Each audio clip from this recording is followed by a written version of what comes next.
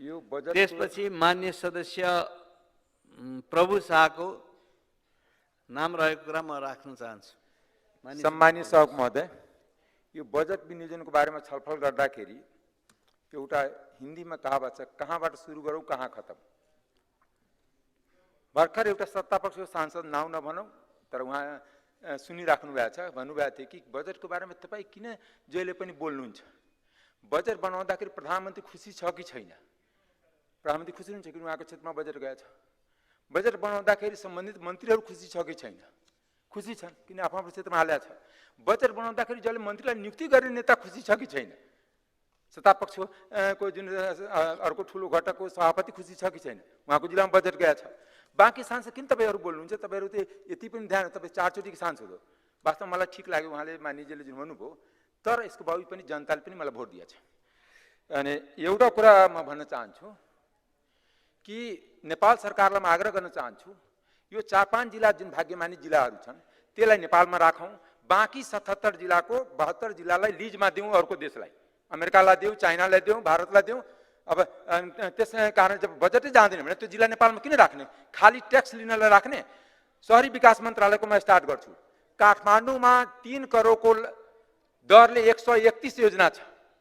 यदि काठमाडौँ जिल्लामा, यदि काठमाडौँलाई जिल्ला मानियो भने, काठमाडौँ जिल्ला छ भने 131 योजना छ भने मेरो जिल्लामा त कम्तीमा 15-20 वटा त पर्थ्यो। ठिक छ, म 131 को भाग खोजेको होइन, 131 खोजेको होइन। सर्लाहीको जनता, सर्लाहीको जनता सेकेन्ड ग्रेड नागरिक छ, त्यहाँ त कम्तीमा ठिक छ 20 राखिदिए हुन्थ्यो, 30 राखिदिए हुन्थ्यो।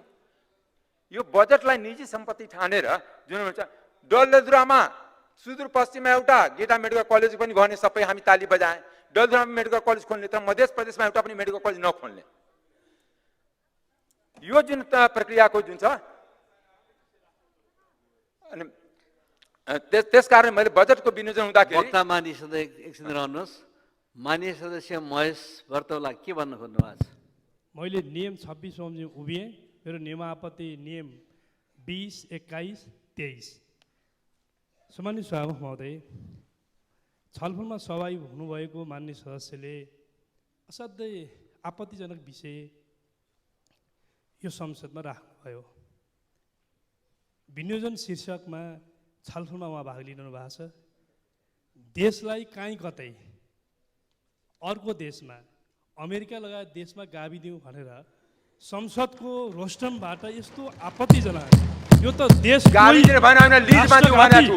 जब तपाईँ त्यहाँ बजेट राख्नु त तपाईँ किन त्यो यो अभिव्यक्ति राष्ट्रघाती अभिव्यक्ति हो, यो देशद्रोही अभिव्यक्ति हो। यसको गम्भीरताका साथ प्रधानमन्त्रीले मन्त्रीलाई आफ्नो जिल्लामा राख्छ भने यो कारबाहीको विषय हो। सर्लाहीमा बजेट किन मान्य सदस्य यो नियमापत्तिको मात्र विषय होइन, यो कारबाहीको विषय हो। मैले समय दिएको छैन। मैले मान्य सदस्यलाई सम्मानित सभामुख महोदय, म फेरि पनि आग्रह गर्न चाहन्छु, यो रेकर्डबाट हटाउने मात्रै कुरा होइन, यो मुलुकको स्वाभिमानको विरुद्धमा, सार्वभौमिकताको विरुद्धमा, राष्ट्रिय अखण्डताको विरुद्धमा एउटा सांसदले यो संसदको रोस्टरबाट उभिएर यस्तो अभिव्यक्ति दिने कुरालाई कारबाहीको विषय बनाइनुपर्छ।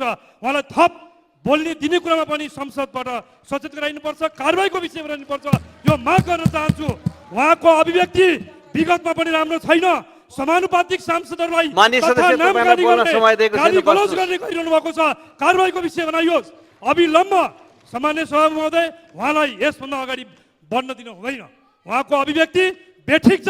राष्ट्रघाती अभिव्यक्तिलाई हामी सुनेर बस्न सक्दैनौँ। सामान्य सभामुख महोदय, कारबाहीको विषय बनाइयोस्, रुलिङ होस्, उहाँको विषय हटाइयोस्, कारबाहीको विषय बनाइयोस्। धन्यवाद।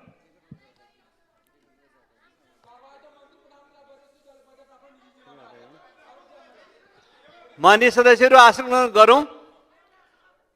वक्ता मान्य सदस्यले आशय जे भए पनि 5 वटा जिल्ला बाहेक अरू जिल्लालाई नाम लिएरै अरू मुलुकहरूलाई दिए हुन्छ भनेर बोल्नु भएको छ। त्यसैले मान्य सदस्यहरू, त्यसैले उहाँले अरू मुलुकको नाम लिएर नेपालको भूमि दिए हुन्छ भनेर बोलेको कुरालाई संसदमा यो असंसदीय भाषा प्रयोग भयो, राष्ट्रमाथि प्रश्न खडा हुने खालको भाषा प्रयोग भयो भन्ने कुरा ध्यानमा राखिकन यसलाई रेकर्डबाट हटाउने मैले निर्देशन गर्दछु। र वक्ता मान्य सदस्य बाँकी विषय आफ्नो अगाडि बढाउन सक्नुहुन्छ। यहाँलाई निर्देशन दिएको दिनु छ समय 7 होइन। मिनेट छ। 7 सभामुखजीलाई मिनेटभित्र आफ्नो यदि कुराहरू पार्टीको राख्नुहोस्। दलीय हिसाबले यदि निर्देशन दिनु छ त्यो निर्देशन हामी मान्न तयार छैन। किनभने सभामुखले निर्देशन दिनु परेको सबै जिल्लामा बजेट किन गएन? त्यो निर्देशन दिन आउँदैन सभामुखलाई। सभामुखलाई एमाले जे भने त्यही निर्देशन छ भने सभामुख संसदको एमालेको होइन। हो हो त एउटा कुरा के भने बजेट पनि नजाने बोल्न पनि नपाउने हामी पनि जनताबाट आएको हो। अनि राजपालाई पहिले जस्तै होइन बजेट किन गएन त्यो त्यो मलाई कारण देखाउनु पर्ने। बजेट देशमा तपाईँको दायामाले आएको होइन, तपाईँ जसले आएछ तपाईँ त्यही प्रक्रियाबाट म पनि आएको हो। अनि तपाईँले दायामाले यहाँको तपाईँले उठाइदिएकै होइन। देशप्रति गद्दार तपाईँ हो, देशप्रति गद्दार हो कि जसले देशको विकास दिन दिने। 20 वर्षमा देशलाई गरिब बनाइदियो, युवाहरूलाई बाहिर पठाइदियो, युवाहरूलाई विदेश पठाइदिने, देशलाई भ्रष्टाचारमा डुबाइदिने र देशको गद्दार हामी हुने। एउटा कुरा के भने यो गरेर हुँदैन। यो सत्तापछि जे बजेट लाग्यो भने त्यसलाई हामी मान्दैन। जनताप्रति न्याय हुनुपर्छ, देशको सम्पूर्ण विकास हुनुपर्छ। 4-5 जिल्लामा सबै बजेट थुपार्ने र बोल्न पनि नपाउने। वक्ता मान्य सदस्य, हजुर यहाँलाई म सचेत गराउँछु कि हजुर निर्धारित विषयमा अघि भएको रुलिङलाई समेत ध्यानमा राख्दै आफ्नो अभिव्यक्ति दिन सक्नुहुन्छ। यहाँहरू सचेत भएर अगाडि बढ्नुहोस्। सभामुखजी स्वतन्त्र सांसद साँडेर जहिले पनि मलाई रुलिङ मात्र गर्ने होइन, सबैलाई रुलिङ गर्नुपर्छ। सबै संसद बराबर हो, यहाँ कोही ठुलो होइन कोही सानो होइन। किनकि बारम्बार देख्छु कि हामीलाई मात्रै रुलिङ गर्ने, स्वतन्त्र सांसदलाई मात्र रुलिङ गर्ने कि एउटा राष्ट्रपाललाई दुख दिइराख्ने यहाँ। किनकि वो सानो दल छ, एउटा स्वतन्त्र सांसद चाहिँ त्यसलाई बोल्न नदिने, त्यसलाई रुलिङ दिने र सरकारको बजेट आफू जम्मै कुम्लाउने, त्यसलाई ताली बजाउने। त्यस कारणले यो अन्याय हामी सहँदैन। हामी नयाँ सांसद होइन, अन्याय सहनको लागि जनताले हामीलाई भेजा छैन, अन्याय विरुद्ध लड्नको लागि भेजा छ। चाहे त्यो आर्थिक असमानता होस्, चाहे जातीय असमानता होस्, चाहे लैङ्गिक असमानता होस्, त्यसको लागि बोल्न यहाँ आएको छु। होइन हामी त गुच्चा खेल्न आएको हो। एउटा कुरा के भने मान्य सदस्य, तपाईँ निर्धारित विषयमा बोल्नुहुन्न भने तपाईँ डाइस छाडेर तल जानुहोस्। निर्धारित विषय नबोलेपछि तपाईँ डाइस छाडेर तल जानुहोस्। यहाँ निर्धारित विषयमा बोल्नुपर्छ, नियमसँग बोल्नुपर्छ। तपाईँ तल जान सक्नुहुन्छ। ठिक छ, तपाईँले मलाई बोल्न दिनु, म यहीँ रहन्छु। 7 मिनट मेरो टाइम छ, म यहीँ रहन्छु। किनकि हाम्रो अधिकार संसदमा विनियोजन विधेयकमा हामी राखेका थियौँ, त्यतिकै न्याय भएको छ। 5 मिनट खर्च कटौती बेला पाउने, 3 मिनट सम्मानित सांसद पाउने, 8 मिनटलाई 7 मिनट गरिदियो, त्यो पनि हामी चुपचाप सही रहनुपर्ने।